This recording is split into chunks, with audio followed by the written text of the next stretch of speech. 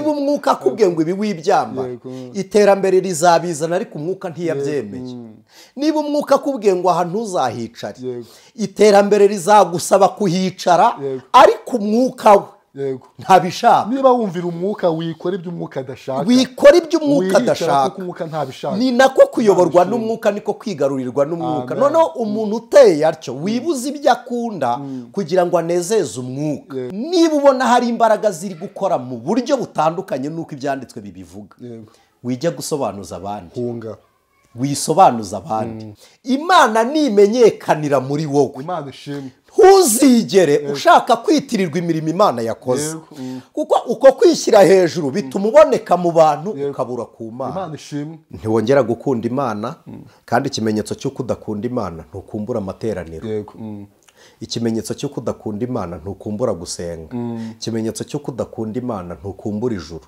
ikimenyetso cy'uko udakunda Imana hari ikimenyetso kiranga abantu bafite umwuma ariko batazashira inyota ijwi ry'umukanguzi ibyerekana kuza kwe birihuta kuboneka agiye kutugabira kubaho kwiteka kwirembo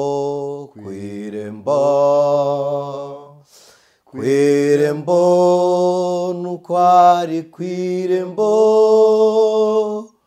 Yesu araje kandi ageze kwirembo maze mwese yagizwe nsha tuzaba dusugire kudapfa kwakuye gupfa tutakiba maze mwisi yagizwe nsha tuzaba dusugire kudapfa kwakuye gupfa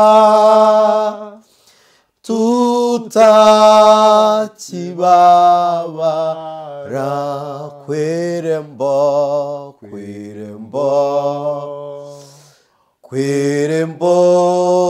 nukwari kwirembo nukwaraje Yesu araje kandi ageze kwirembo iki tukiririmbe twese tubitekereza bakurikijwe ry'umukanguzi dutekereza iki kwirembo Kristo Yesu ari kwirembo hari igihe akomangisha ibimenyetso hari igihe akomangisha imiburo hari igihe atwibutsa ibyashize hari n'igihe tubwira ibigiye kuba uko no gukomanga kwa Kristo ageze ku irembo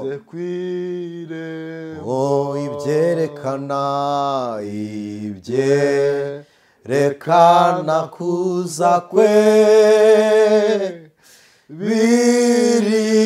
birihuta kuboneka nta na kimwe kitagaragaye ishyanga ritera irindi shyanga abantu barikakaza bakunda imiya abantu bishyira hejuru abantu babaye indakoreka ni abantu bakora iby'isoni nkeya ibyerekana kuza k'umwami biriho byarimbuje Sodomu na Gomora bisa n'ibiriho none ibyerekana kuza kwe birihuta kuboneka Imana iturengera amen Yesu ashimwe inshuti z'umusaraba ahimbazwe turabakiriye mwese aho muri tubakiriye mu rugo rw'Imana kandi ni by'igiciro kubana natwe mu biganiro byose bitambuka ku ijwi ry'umukanguzi kwirembo ijwi ry'umukanguzi ni umuyoboro w'ubutumwa bwiza twashyiriweho kugira ngo ubutumwa bwa Kristo bwakuke kandi muri bose.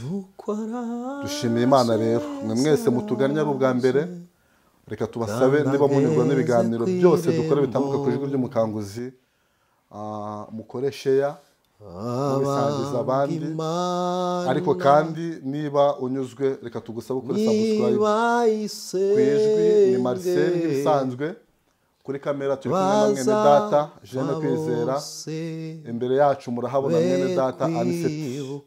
Mwe mwese turabakiriye, nimugira amahoro ya Kristo. Mwene data Anicet turakwakiriye. Nyamara urwo rukundo rw'Imana rutagira akagero, urw'idukunda twabari mu isi nirwo rutazashira. Aha muhatinze umutima. Haleluya. Ingoma zose zo mu isi yacu zijya zihita zishiraho, abanga Imana nibayisenge bazapfa bose bakwibukwa. Nyamara urwo rukundo rw'Imana rutagira akagero, urw'idukunda twabari mu isi nirwo rutazashira. Amen. Imana ibaha umugisha.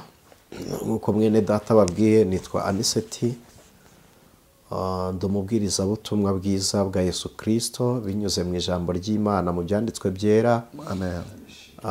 Cyangwa se mwihishurirwa uko Imana iduhaye, ariko nabwo kandi ntiduhishurirwa ibiri inyuma y'ibyanditswe byera. Rero tubahaye ikaze ku ijwi ry'umukanguzi. Imana iduhana umugisha. Sinzi niba ari ibihe byateye ubwoba, ariko numva nabwira umuntu warukijwe ngo niyongeremo imbaraga. Umuntu wumvaga ari intwari ndumva namubwira ngo twarana. Umunyembaraga ndumva namubwira ngo ngera uzigame izindi mbaraga. Imana ibaha umugisha mu izina rya Yesu. Amen. Amen. Tutegura imitima hanyuma dusenge twese dufatikanyije kugira ngo ibiganiro byacu biyoborwe n'Imana. Tubahe ikaze. Mana turagushimiye, uri Imana y'agakiza kacu. Imana ishimwe. Ibyo ni wowe tubikesha. Wowe bendera ry'abakwizera. Kwitwa abizera ntabwo twari kwizera ntawo kwizerwa uhari. N'ubundi ni wowe banze ryo kwizera, ni nawe ugusohoza. Impamvu twizeye nuko uhari wowe wo kwizerwa. Iyo ni imirimo yawe. Kandi kugira ngo ube Imana yizerwa nuko ukiranuka, nuko uri Imana y'agakiza, ugira ubuntu n'ibambe, wibuza kurakara. Ntabwo ujya udutsembesha umujinya uduhoye gukiranirwa kwacu, ahubwo utugaruza neza. Ijambo ryawe ryarambwiye ngo ninde waziciraho iteka kandi ari we wazicunguye. Kandi ijambo ryawe rirongera rirambwira ngo ubwo utimanye umwana wawe Kristo Yesu uzabura gute kumuduhana n'ibindi byose.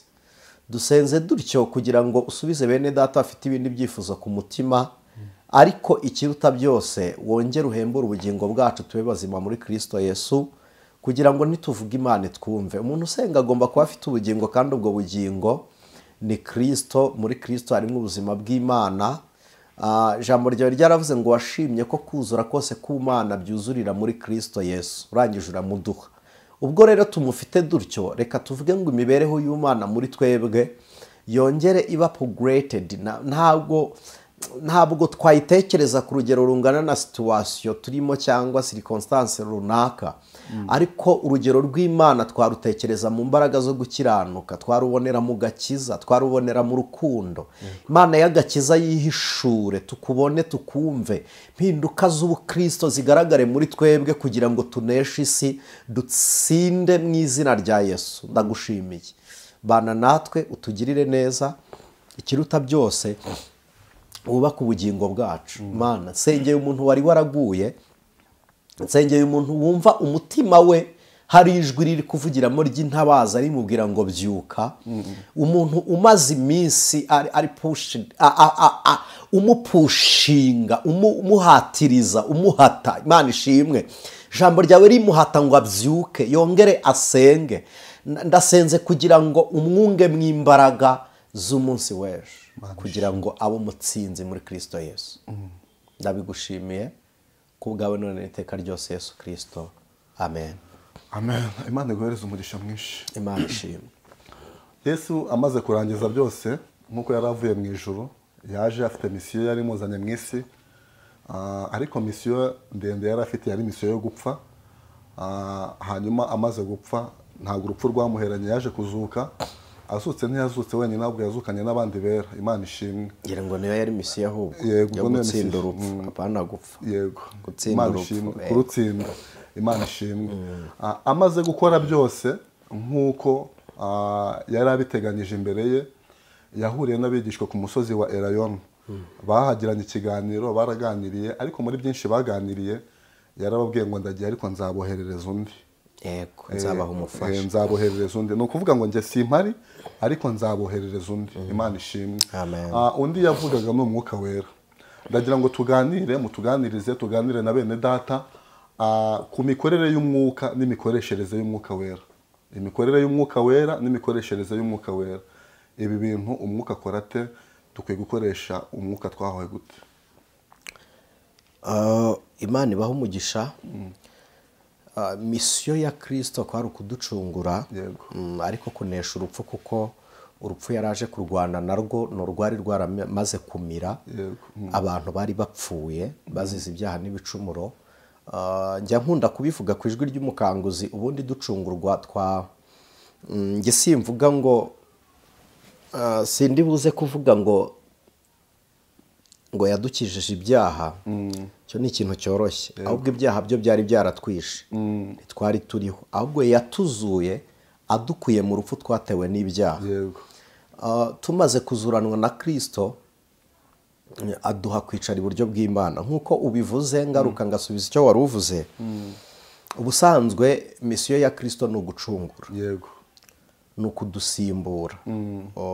Ikinyarwanda bita gucungura kirakonfuzinze ukuntu, ko gucungura ni ugusimburwa mu makuba, hanyuma ni ugusimburana. Usimbuye mu makuba akajya kwishima ibyishimo wishimaga, wowe ukajya kubabara uko yababaraga. Ni ukuvuga ngo yababaye umubabaro wacu, intimba zacu nizo yishyizeho, hanyuma twebwe tujya kwishima ibyishimo bye, kuko twaserebuye umuzuko tutanyuze mu rupfu, ariko urupfu turunyuramo mu buryo bwo kwizera, kuko twari twarishwe n'urupfu deja ruturutse ku byaha.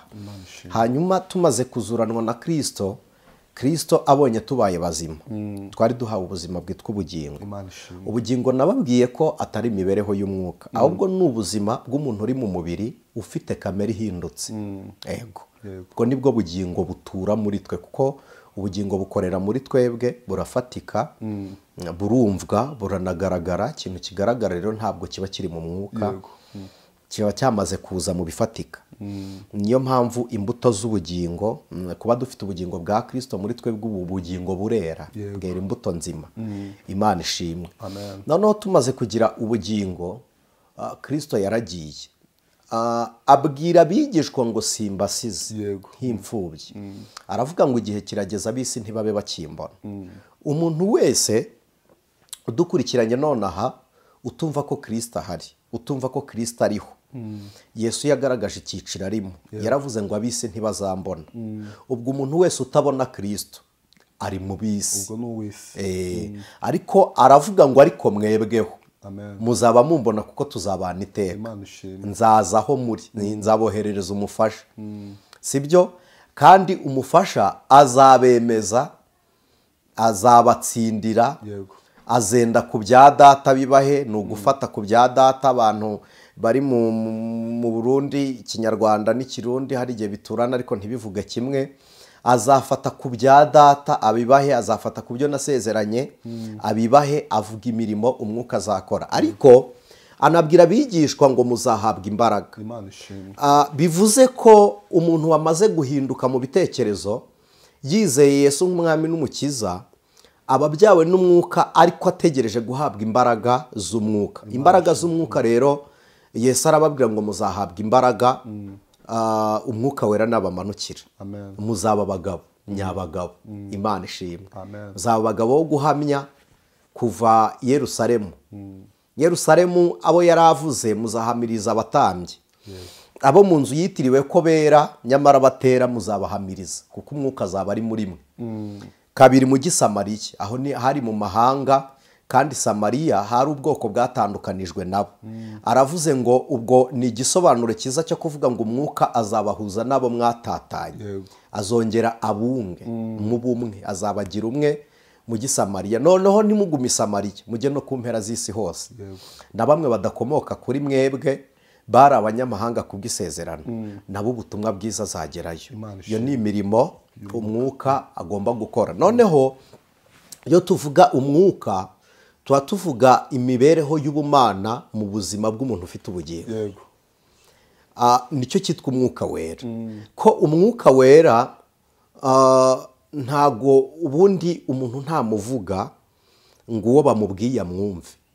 ahubwo umwuka wera umuntu aramwakira uwo atuyemo akamwumva umwuka wera ameze nk'imbaraga z'ibitekerezo nta muntu ushobora kumenya ibitekerezo byanjye ntavuze n'umwuka wera rero kugira ngo agaragare ni uko akora amen imvugo y'umwuka ni ugukora gukora k'umwuka rero kwibanze ntabwo ari ibitangaza ahubwo ni uko ahindura umuntu arimo aguha impinduka noneho gukora k'umwuka agaragaza ubugwaneza umwuka wera arusha ibintu byose kuremera umwuka arusha ibintu byose kuremera reka nsacingira ijambo nabonye hari bene data basigaye babikabiriza ngo ngewe ndafise ubwoba mugabo ngo ariko araraba ngo ijambo ry'Imana muri telefone izo comment narazibonye kureba mu ijambo ry'Imana muri telefone nicyo giteye ubwoba ari no wavuze ngo iyo muvuze ngo indimi z'umwuka ngira ubwoba ahubwo kuzura umwuka ntugire ururimi rw'umwuka nabyo burya ni ikibazo uretse ko bitatuma utajya mu ijuru ariko ururimi rw'umwuka ruraryoha none se niba iwabo bagira ururimi rutandukanye n'urw'iwacu ibihugu bigira indimi kuki yumva igihugu cyo mu ijuru nta rurimi cyagira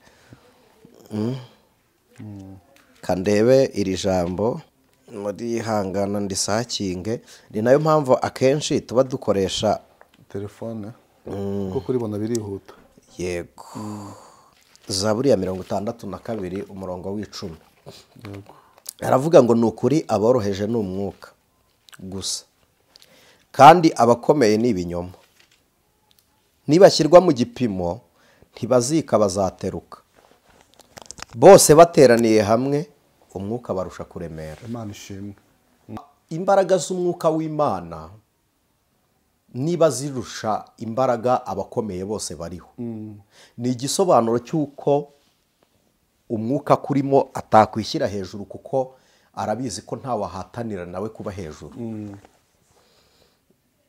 niyo mpamvu nari ngenderera ijambo rivuga ko umuntu ufite umwuka w'Imana aca bugufi amen reka minimize mbe nsubije gakeya warumbajije ngo umwuka w'Imana akora ate yego mbanje gusobanura umwuka n'iki hari abantu bazi ko umwuka ari impano umwuka bawugereranya no guhanura yego ariko ntabwo ari cyo gisobanuro cyo kugira umwuka kuko n'umuntu ufite umwuka wa Satani byarabikora wenda turaza kuhagera niba nabyo biri mu muteguro umwuka wa Satani ararondora arerekwa umwuka wa Satani akora ibitangaza twaza kureba muri Bibiliya aho ibyo bintu bigaragara umwuka wa satani amenya ibihishwe, atanga amasezerano akayasohoza. Rero ntabwo igisobanuro cy'umwuka w'Imana ari impano no gukora ibitangaza, ahubwo igisobanuro cy'umwuka w'Imana ni uko daboro umwuka araduhindura. Iyo tumaze guhindurwa n'umwuka tuba tubyawe nawe. Iyo tubyawe n'umwuka aratuyobora. Iyo tuyoborwa n'umwuka aduha imbaraga. Iyo duhawe imbaraga n'umwuka aratuneshereza. Ni uko umwuka w'Imana agenda akora. Noneho turaza kureba gukora kw'impano z'umwuka, niba nari nsubije icyo mwari mumbajije. Murakoze. Turimo turavuga ku mikorere y'umwuka. Umwuka ni gute ashobora gutoranya uwo ashobora gukorana nawe. Turacyari ku mikorere y'umwuka. Ni gute umwuka we ashobora kuguhitamo akagukorana nawe. Ubundi kugira ngo umuntu atoranwe n'Imana abigiramo uruhare. Yego. Hari umuntu Imana ihamagara atabigizemo uruhare, ariko kugira ngo igukoreshe yaguhamagaye ubigiramo uruhare. Urugero, Imana ishobora, n'abantu benshi Imana yagiye ihamagara bakayininira ntibayumvire. Yego. Nta ruhare babigizemo. Ni cya kiganiro twakoraga cy'amahitamo, amahitamo y'umuntu. Ariko Imana ishobora kugutoranya utabigizemo uruhare. Ibyo ndabyemera. Ariko ntishobora kugukoresha utabigizemo uruhare. Ni ukuvuga ngo umwuka yakurambagiza. Nukoresha icyo kinyarwanda uragora abantu mu kubyumva. Yego. Umwuka w'Imana Bibiliya iravuga ngo nta hantu nishimira keretse umuntu ufite umutima umenetse. Hari irindi sezerano Yesu yatanze, aravuga ngo hahirwa abagwaneza kuko aribo bazahabwa isi. Yego. Umuntu wese uri kumva iki kiganiro ku ijwi ry'umukanguzi utarabyarwa n'umwuka, kubyarwa n'umwuka ni ukwizera ko Yesu Kristo ari umwami n'umukiza w'ubugingo bwawe. Yego. Iyo umaze kubyizera uca bugufi. Icyo gikorwa kirakorwa. Iyo umaze kwizera Kristo uca bugufi. Ukumva ko ibyatumaga byose uba hejuru hari y'Imana ikuruta, hari Imana igusumba, uko ni ukuramya Imana. Iyo uciye bugufi rero uba ubaye igicumbi cy'umwuka. Umwuka aragutoranya akavuga ngo afite umutima umenetse. Ndabaha urugero ku byanditswe byera. Bibiliya itubwira umugabo witwa Dawidi. Yego. Dawidi yari umunyabyaha na mbere y'uko ahamagarwa n'Imana. Yari umurwanyi. Dawidi akaba umushumba w'intama za se. Yego. Yize gutera ibuye ari ryo arwanisha, arwana n'inyamaswa n'ibindi nk'abana. Yanyuze mu buryo busanzwe nyine nk'uko abana bandi bakura, sibyo? Dawidi yakora icyaha akubarara imbere y'Imana, agaca bugufi. Imana iravuga ngo mbonye umuntu ufite umutima umeze nk'uwo nshaka njyewe. Uwo mutima Imana ishaka, wibuke ko ari wo mutima wagambiriye gukora icyaha. Ariko nubwo ukora icyaha ufite imiterere yo kutakigumana, yo kwihana no guca bugufi. Noneho Dawidi yihannye akora ku mutima w'Imana. Umuntu rero wese udukurikiye wumva hari icyaha cyamwizingiyeho, ukaba ushaka gusabana n'umwuka, ca bugufi wihana icyo cyaha kandi ukireke. Amen. Iyo umuntu yihannye akareka ibyo yakoraga aba abaye umwizerwa mu maso y'Imana. Amen. Iyo ubaye umwizerwa rero Imana byanze bikunze ikubitsa isezerano ryayo. Hari ijambo nasomye rivuga ngo hahirwa, yako ni muri Zaburi, hahirwa umuntu w'Iteka atoranya akamwiyegereza. Uwo muntu arahirwa. Noneho iyo amaze kumwiyegereza akaba mu bikari by'Imana, akarya ibyiza by'ahera ho mu rusengero. Noneho ngo uwo muntu azahwana, ngo azagira ikakama n'itoto no mu busaza bwe. Rero inshuti z'umusaraba, gutoranya kw'Imana ni gute? Hari umuntu ushobora kutubaza ngo Imana yadutoranya gute, nabigenza gute kugira ngo Imana intoranye? Guhitamo no gupyonda, mugani w'ababanyi b'Abarundi, no gupyonda kuri iyo linki, iyo notification wabonye igatuma wumva ijambo ry'Imana, nayo ubwayo ni ugutoranya kwa Kristo. Imana ishimwe. Kuko iyo uhamagariwe iyo uhamagariwe kumva ijambo ry'Imana abandi bafite ibindi bahisemo ariko Imana ikagutoranya ngo wumve ijambo ry'Imana amen nako nuguhamagarwa kwa Kristo nuguhamagarwa n'Imana nukuvuga ngo ibanze ryo guhamagara kw'Imana ihamagara abayizera yabikoze kuri wowe yaguhamagaye icyo usabwa rero Bibiliya iravuga ngo icyo usabwa ni wumva ijambo ry'Imana ntiwininire ngo nkuko abahambere bininiye ari ryo yabakuje muri Egiputa wowe urasabwa kwemera no gushyira mu bikorwa iby'ijambo ry'Imana rikora niko guhamagarwa kw'Imana rero umuntu uca bugufi asiga inzu ya se niko Imana yabwiye Aburahamu yaramubwiye ngo siga inzu ya so gusiga inzu ya so ntabwo ari ukuyisohokamo ahubwo ni ugusiga imiterere identification ya so yiwanyu icyo ari cyo ni ugusiga ubuhutu ubutwa n'ubututsi dufite abantu baretse ivanguramoko ku mugaragaro ariko mwibanga bagendana naryo Aburahamu nyine Imana arabwiye ngo sohoka ugende uzutari umukarudaya uzuraburamu wizeye wahamagawe iramubwira ngo bizatuma nkugira ubwoko ni ukuvuga ngo iyo ugumanye ubwoko ntuhinduka ubwoko kuko uba ufite ubundi bwoko ariko Imana yabwiye Aburahamu ngo nzakugira ubwoko bukomeye yego hari ubwo wari uri bwo ariko wasize inzu ya so butesha agaciro wakira ubw'Imana iguhaye rero iyo wasize inzu ya so niko guca bugufi ugasiga ubutsobe ugasiga ubucyaba ugasiga ubushambo ugasiga ubunyiginya ubutero ubusinga ubugeserano bwabo bwoko bwose muzi ugasiga ubugowa se mwari muzi ko n'abagowa babaho n'abahinde burya n'abahinde bagira abanyiginya nubwo mu kinyarwanda umunyiginya muza haturuka bazi ayo mateka ariko n'abahinde barabagira rero inshuti z'umusaraba kugira ngo umwuka w'Imana akorere muri wowe ubigiramo uruhare narabibabwiye reka mbisubiremo hari n'abantu baba batabyumvishe mu kindi kiganiro umwuka w'Imana ni imiterere y'Imana ni imitekerereze y'Imana umwuka w'Imana ni nkuko twavuga umutwe wa Anicet uvuyeho sinabaho uvuyeho ntabwo nge naba ndiho noneho ni ukuvuga ngo Imana itanafite umwuka ntiyabiriho umwuka rero ni ubuzima bw'Imana ni matsiyeri igize Imana ni ukuvuga ngo iyo tuvuze ngo twakiriye umwuka w'Imana tuba dufite imitekerereze y'ubumana muri twe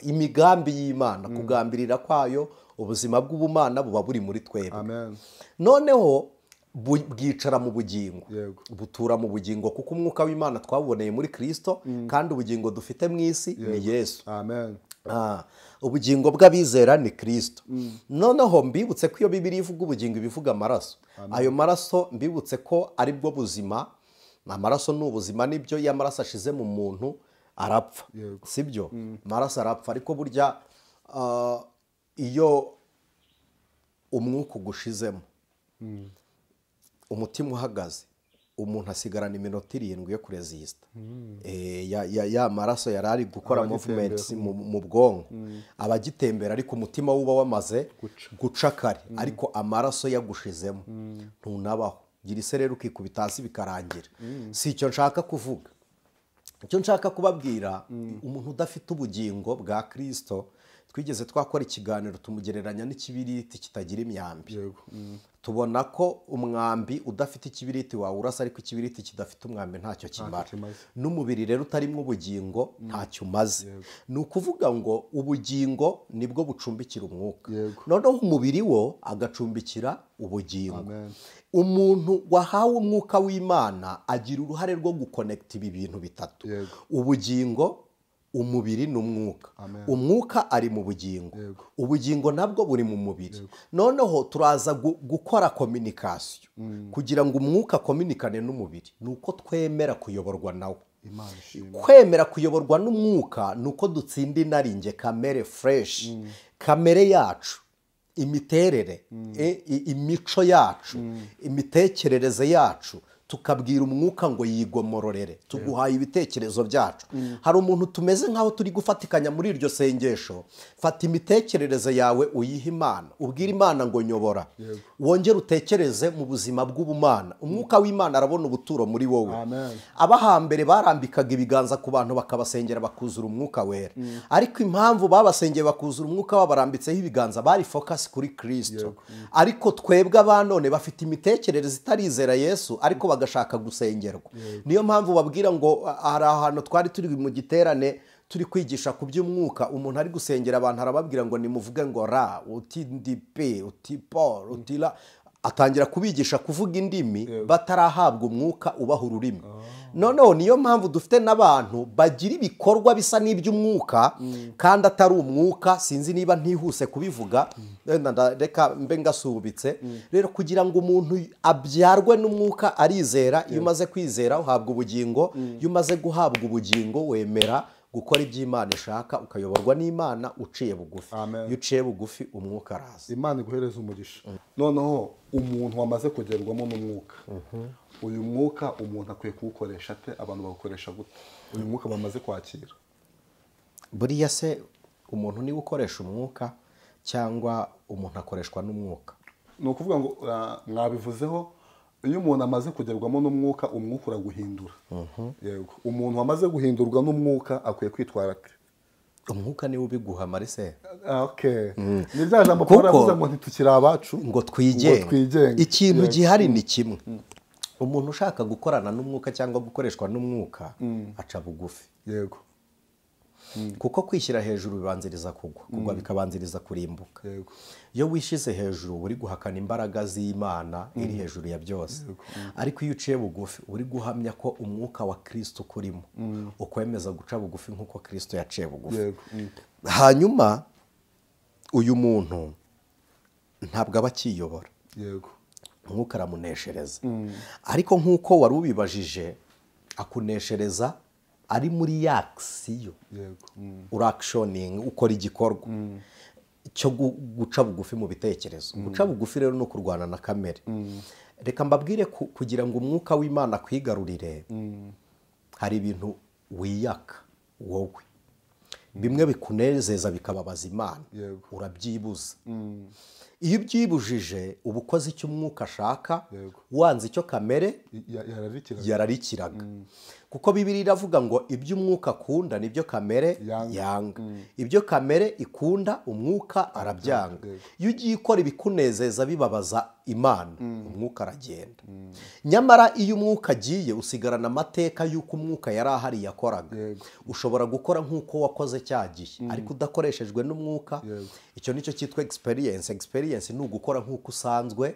ukora cyangwa gukora nk'uko uzi uko abandi bakora iyo ni experience ariko ntuba ukoreshejwe rero hari abantu bafite experience y'uko babanye n'umwuka ariko umwuka akagenda bagasigara bo bakora nk'iby'umwuka ariko umwuka adahari rero kugira ngo ugumane n'umwuka nuko ikintu cyitwa icyaha cyose ukita icyaha ibyo abantu beza ntubyeza sibyo kandi twibutsa abantu ko hari abantu bavuga ngo ibyo byari ibya kera bakavuga ngo ibyo nibyo muri analogue nibyo muri antiquite twe turi muri digital byataye agaciro turi muri digital yes bakavuga ngo twateye imbere reka twibutsa abantu ko umwuka adatera imbere yego jambo riravuga ngo mugumu uko mwahamagawe mugumu uko mwahamagawe uko mwari muri mugihamagarwa aba ariko mugumu umuntu utera imbere ni umuntu uba uri kwevariwa evaluation nyine sinzi ukuntu ndi bubivuge ni urwego uvaho ukajya ku rundi umwuka wera urwego yajeho ni rwo rwego ahoraho ni rwo rwego anganaho nyine umwuka wera angana na nyirawo we ntatera imbere ni imbaraga y'Imana iterambere ni ugusiganwa n'ibihe cyangwa kujyaho ibihe bike ariko umwuka wera ntaba mu bihe yabayeho ibihe bitaraza arema ibihe n'ibihe bishize umwuka wera ariho rero ntabwo agira iterambere ngo aduhe ibyo dukora ngo ni uko ibihe byahindutse oya niba umwuka akubwiye ngo iki ntikinyobwa nyine ubwo ntikinyobwa umwuka ubwo ntikinyobwa umwuka yaragihakaye reka kunaniza umwuka niba umwuka akubwiye ngo ibi wibyamba iterambere rizabizana ariko umwuka ntiyabyemeye niba umwuka akubwiye ngo aha ntuzahicare iterambere rizagusaba kuhicara ariko umwuka we ntabishaka niba wumvira umwuka wikora ibyo umwuka adashaka wikora ibyo umwuka adashaka kuko umwuka ntabishaka ni nako kuyoborwa n'umwuka niko kwigarurirwa n'umwuka noneho umuntu uteye atyo wibuze ibyo akunda kugira ngo anezeze umwuka niwe umenywa n'Imana niwe Imana itoranya niwe Imana ikoresha niwe Imana ikoreramo imutuzamo ihumure rya benshi ni nawe utegeka ibintu bigahinduka Marise ntabwo nta mbaraga wowe ugira ntazo pe twari turi kubiganira na bene data yego turi kuvuga ku busitani bwo muri gospel nibyo umuntu aramenyekana muri gospel yego ariko ntakwiriye gufiringa ko azwi wakwiriye gufiringa ko azi uwamumenyekaniyemo yego kugira ngo ajye ahora aharanira kumenyana nawe umuririmbyi yaravuze ngo aranzi nanjye none ugomba kumenyekana kuko Kristo amenyekanira muri twe ariko kwa kumenyekana ukamekinga shuwa ko ukiziranye na Kristo amen niba Yesu yaragutumye gumana ubutumwa ariko ugumane n'uwagutumye nawe umugumane ntumutenguhe hari abantu bahabwa ubutumwa bukanyura mu bihangano hari n'abantu bahabwa ubutumwa bukanyura mu isezerano hari abantu bahabwa ubutumwa bikanyura mu buhangano mu bihangano ubutumwa bukanyura mu bihangano yes ugahanga indirimbo ari ubutumwa Imana yaguhaye yagushyize muri wowe noneho kugira ngo abantu bamenye Imana nuko Imana yamamaza bya bihangano byawe kuko yishaka ko ubutumwa bwayo bwamamara yo yishakira inzira bunyuramo noneho ntabwo aba ari experience yawe si ubuhanga bwawe ntabwo aba ari uko urusha abandi ahubwo ni uko gutoranya kw'Imana kuba kwakuzamuye kuri iyo level uriho rero tuguhaye amashyi cyangwa muduhaye amashyi ntaza kubivuga mukagira ngo hari complex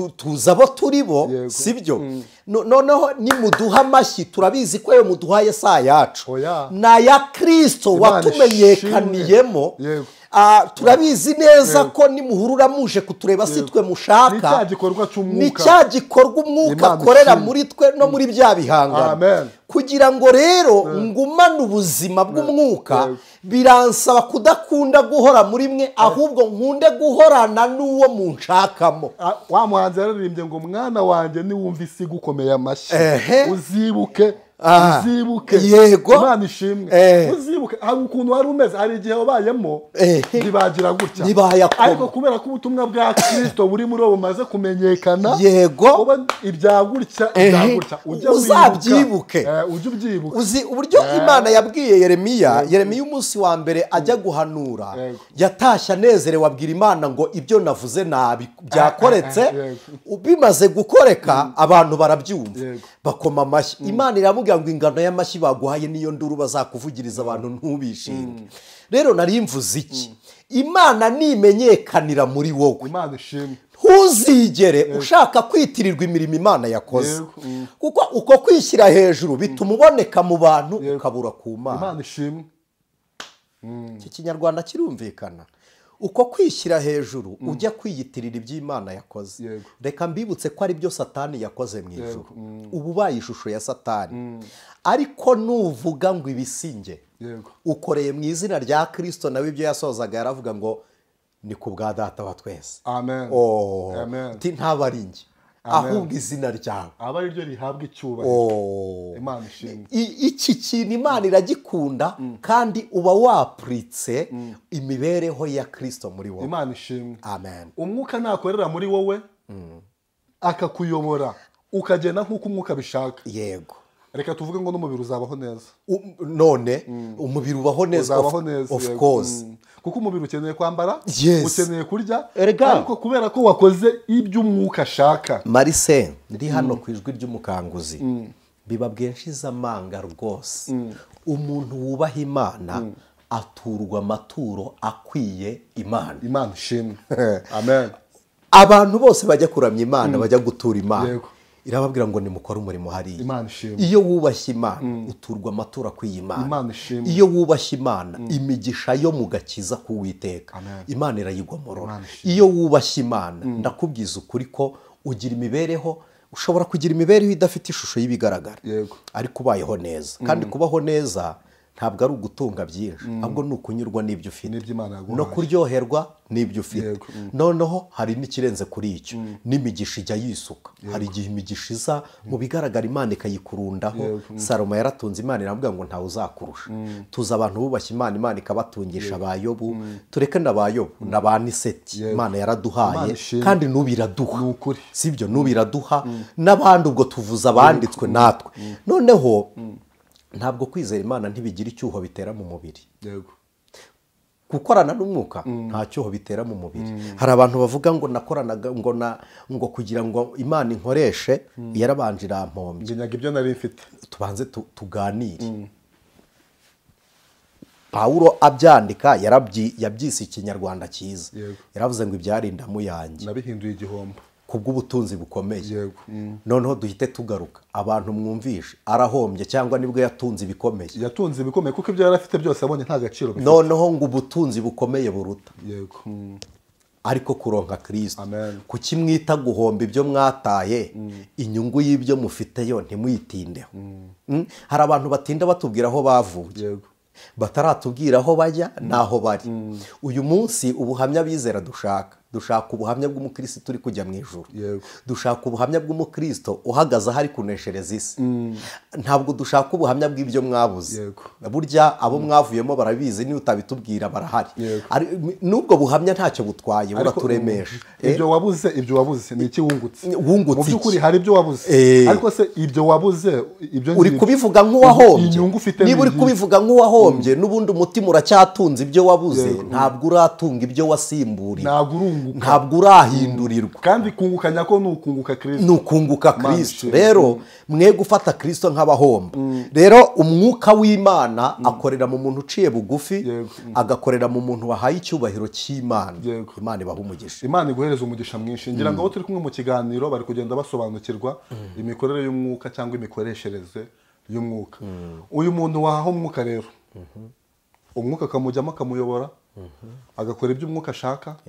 N'ibyari ashobora kuyoba umwuka akamuvamo. Birashoboka Marise umwuka ntashobora kwiyirukana ariko wowe nyirukutunga umwuka abayemo ushobora kwirukana umwuka akigendera. Umuntu wagiye rero umwuka wamuvuyemo ikintu cya mbere kibiranga nta rukundo rw'Imana uba ufite. Ntiwongera gukunda Imana kandi ikimenyetso cy'uko udakunda Imana ntukumbura amateraniro. Ikimenyetso cyo kudakunda Imana ntukumbura gusenga. Ikimenyetso cyo kudakunda Imana ntukumbura ijuru. Ikimenyetso cyo kudakunda Imana urakamuka ukumva n'amagambo avugirwa hitirirwa izina ry'Uwiteka yakumbuye. Urukundo ruragenda. Urwo rukundo rero iyo rugiye n'abantu urarubaburira. Uyu mwuka yo twawuhawe aduhereza no gukora ibitangaza. Ariko sinzi niba navuga ngo uretse gato dutanga urugero muririmbyi yaravuze ngo mu gihe ubona ko utagifite uwo mwuka urukundo musabuti garuka. Iyo ndirimbo urayibuka dushaka uwo mwuka wera ni Yesu wawutugeneye. Dushaka uwo mwuka wera ni Yesu wawutugeneye.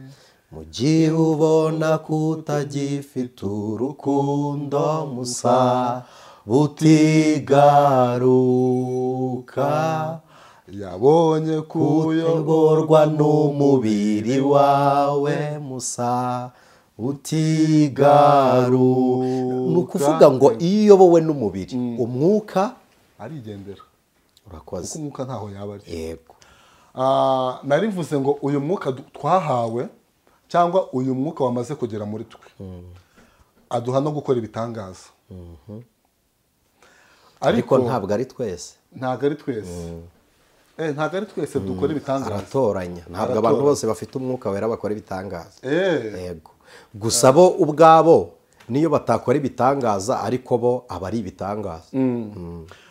na Satani akora ibitangaza. yego hari umwuka ushobora guturuka kuri Satani ukora ibitangaza, ntabwo tubishidikanya, uko niko kuri.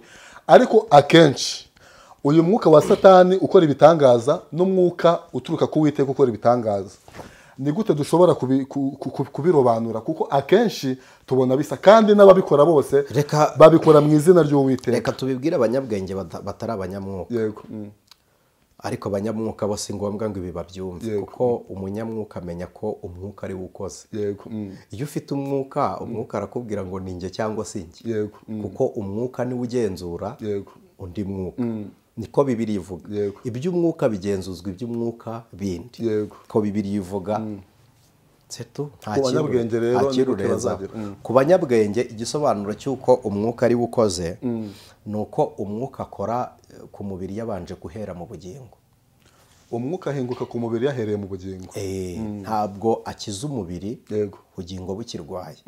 akiza ubugingo yarangiza agakiza umubiri.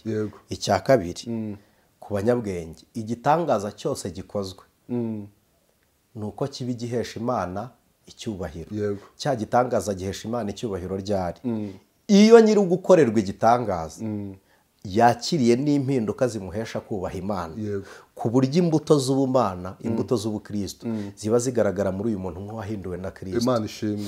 ariko iyo wakiriye igitangaza ntiwakira impinduka, nagira ngo mbabwire ko igitangaza cya mbere nabibabwiye umwuka dukorera ni uko aduhindura mbere yo kuduha ibyo dushaka. Imana ishimwe. rero umwuka utaraguhinduye ariko akaguha ntabwo ari umwuka uturuka ku Mana. araguhindura akaguha. niyo aguhaye utarahinduka, ibyo aguhaye nibyo aguhinduza. rero iyo utunze ibyavuye muri ibyo bitangaza ntibiguhindure, ntabwo biba biturutse ku Mana. iteka ryose ikimenyetso cy'uko wafashe umuriro ni uko ushya. n'umwuka niko uteye. ntabwo wanyagirwa ngo ubure gutoha. marise ntibibaho. biragaragara ko wanyagiwe. ntabwo waterura umuriro ngo ubure gushya. hari ikimenyetso byanze bikunze gikorwa kikagaragaza ko uyu muntu ari umwuka we ukoze ibitangaza. rero niba utubwira ngo waranyagiwe ntutohe, twebwe turabizi ko uri kutubeshya. kandi ikimenyetso cy'uko imvura yakunyagiye ni uko turi kubona watoshye. urakoze. rero umwuka iyo akoze ahera mu bugingo, kuko niyo misiyo ye. ntabwo umwuka ajya atinda ku bizarangira. umwuka ashobora kuguha imodokari ariko bigahindura ubugingo bwawe, ntabwo aguha ibikugusha. none se iyo modokari ku ruhande rw'umwuka imaze iki? byaba bimeze nka muganga uguha ikinini kitavura indwara urwaye, kandi Imana irabizi ko imodokari izasigara inaha, ariko umuntu wahindutse ajye mu ijuru. niguha imodoka ugasigarana nayo ntacyo byari bimaze. Imana ntigikora gutyo rero. wowe Anicet ni icyo wakorera umuntu kugira ngo ahabwe umwuka wera? kugira ngo umuntu ahabwe umwuka wera ni iki namukorera? kumubwira ibi byose maze kuvuga. ahubwo hari umuntu udukurikiye wumva hari icyo twakoze.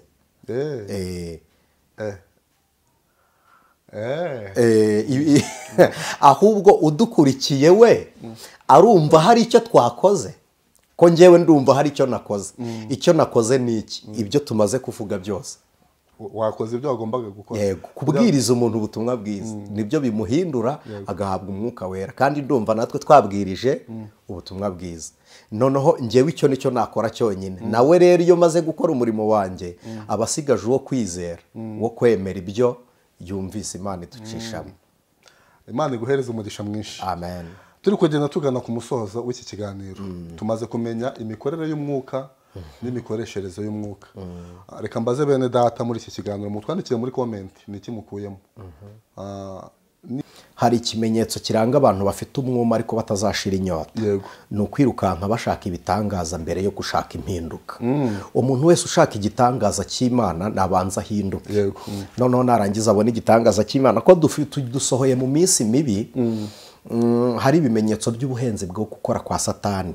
Antikristo ari gukora mu buryo bw'amayoberane ariko akongera abaagenti, yego, akongera abakozi abamuhagarariye, abamuhagarariye bagwiriye n'uburyo bwo gukoramo bwagwiriye. Ugasanga mu iteraniro ikintu cyiswe cy'umwuka ariko kidafite umumaro. Ugasanga iyi geste byunguye icy'ubugingo, twebwe bitumariye iki? Ugasanga satani akubiranyije abizera kugira ngo amere nk'ubarangaza. Kandi ndagira ngo Marise mbabwire n'abantu badukurikiye, burya aho kugira ngo uyobe mu iyobokamana wayoba mu rugendo. Uwayobye mu rugendo ashobora kurara ku nzira ariko nturara gihenomu. Uwayobye mu iyobokamana rero arara mu muryango wa satani. Ariko umuntu wayobye mu nzira yarara no ku muturanyi cyangwa bwanacya akayoboka. Ariko mu iyobokamana biragoye. Rero dufite abantu bafite imbaraga ziri guturuka kuri satani, bari gukora ibitangaza biri kugenda byiyongera. Imbaraga zagwiriye ko Bibiliya irabivuga, bafite imbaraga zo guhindura ibihe n'amategeko. Wandikiye Abatesalonike we yaravuze ngo bafite imbaraga zose. Igice urwa kabiri, Abatesalonike, urwandiko rwa kabiri rw'Abatesalonike igice cyaho cya kabiri umurongo wa 11. Abatesalonike igice, urwandiko rwa kabiri Paulo yandikiye Abatesalonike igice cyaho cya kabiri, ni icyete cya kabiri. Yego, igice cya kabiri ngira ngo twahabonye umurongo. Reka mpasome, ntago hafite imirongo myinshi kugira ngo ntaza kuhacamo imirongo 16 ntabwo ni 7 ntabwo ari myinshi. Reka mpasome nihuta, wenda hari tuze gusorezaho. Haravuze ngo turabinginga bene data kubwo kuzaza k'umwami wacu Yesu Kristo no kuzamuteranirizwaho kwacu, kugira ngo mutanamuka vuba mukava mu bwenge cyangwa ngo muhagarike imitima, naho mwaba mubitewe n'umwuka cyangwa n'ijambo cyangwa n'urwandiko rukekwa ko ruvuye kuri twe, bihamywa yuko umunsi w'umwami wacu umaze gusohora. Ntihakagire umuntu uboshya uburyo bwose uwo munsi, kuko uwo munsi utazaza kurya kwimura Imana kutabanje kubaho. Kandi urya munyabugome atarahishurwa ari we mwana wo kurimbuka, ni umubisha wishyira hejuru y'icyitwa Imana cyose cyangwa igisengwa cyose, kugira ngo yicare mu rusengero rw'Imana yiyerekane ko ari Imana. Ntimwibuka yuko nababwiye ibyo nkiri kumwe namwe? Kandi nanone muzi yuko ikimubuza ari ukugira ngo azashyirirweho mu gihe cye, azahishurirwe mu gihe cye, kuko amayoberane y'ubugome n'ubu atangiye gukora. Umurongo niwo nashakaga cyane, ariko ntazahishurwa keretse uyabuza kuweho. Umurongo wa 8, nibwo wa mugome azahishurwa, uwo umwami Yesu azicisha umwuka uva mu kanwa ke, akamutsembesha kuboneka kukuza kwe. Kuza k'uwo mugome kuri mu buryo bwo gukora kwa satani, n'igifite imbaraga zose n'ibimenyetso n'ibitangaza by'ibinyoma. Iki kintu mu cyumve inshuti z'umusaraba, kuza k'uwo mugome kuri mu buryo bwo gukora kwa satani gufite imbaraga zose n'ibimenyetso n'ibitangaza by'ibinyoma. Ibyo bimenyetso n'ibitangaza bizakoreka bibeho. Hari naho yababwiye ngo niba bishoboka azamanura n'umuriro uve mu ijuru ugwe hasi. Murumva ibyo bitangaza. Abantu rero bafite umwuma ariko batazashira umwuma, ni abashaka ibitangaza mbere yo gushaka impinduka. Iyo wahindutse ubwirwa n'impinduka zikurimo. Impinduka zikurimo ziba ubuzima bukubwira ko ari Kristo ukoze cyangwa atari we.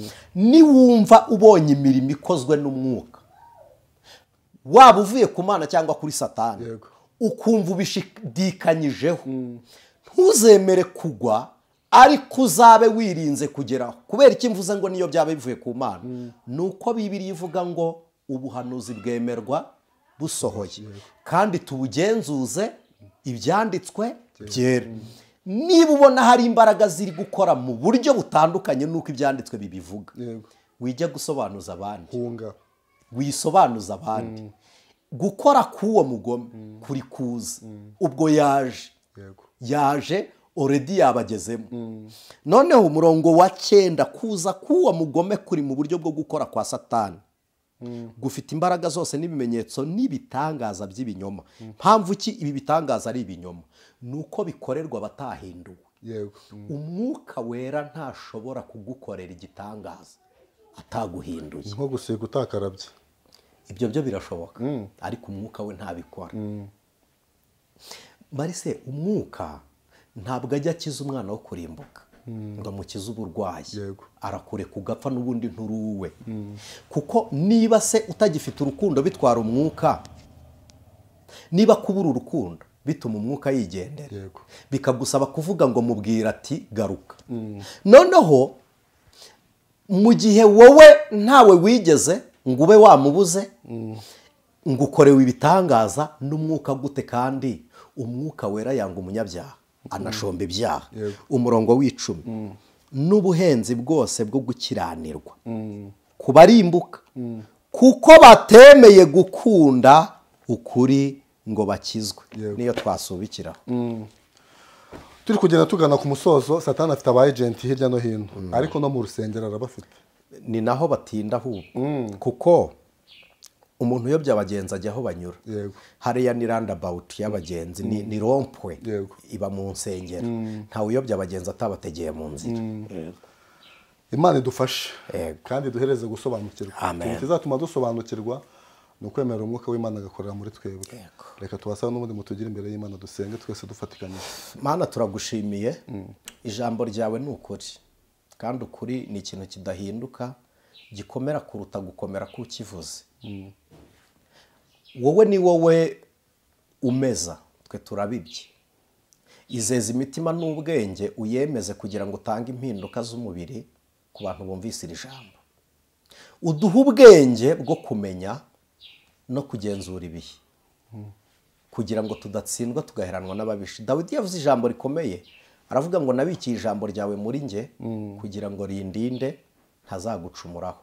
Mose nawe arasenga aravuga ngo twigishe kubara iminsi yacu kugira ngo tutunge umutima w'ubwenge. Izina ryawe nirishimwe. Tubisenze tubyisabira no kuri bene data bose ku bwa Kristo Yesu none n'iteka ryose. Amen. Ijwi ry'umukanguzi.